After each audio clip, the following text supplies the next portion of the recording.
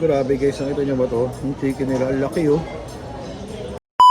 Naghahanap ba kayo ng masarap na makakainan with a very nice view dito sa Tagaytay? Ito guys, nagpunta ako sa Leslie's main branch at bagong renovate lang sila. Sobrang cozy at sobrang gandang tambayan ng lugar na ito. Kaya naman nakita nyo, sobrang dami rin ng mga tao. Meron pang nature feel. Syempre, di ba, pag nasa Tagaytay kayo, gusto nyo na-feel yung mas maganda syempre pagka natural air. Tapos may ganyan pang view. Diba yan naman yung dahilan kung bakit talaga nagpupunta ang mga tao sa Tagaytay. Para makalanghap ng fresh air at kung malamig, syempre magpalamig na pero rin. Hindi mawawala ang pa-picture sa view, di ba? Tingnan nyo yung mga tao. Talaga namang nag-e-enjoy lang silang magpa-picture sa view. Pero bukod sa napakagandang view at napakagandang ambience, meron pa silang napakasarap na mga pagkain na talaga namang affordable. Post nyo na lang guys para makita nyo yung mga presyuhan. Mura na yan compared sa mga ibang resto dito sa Tagaytay.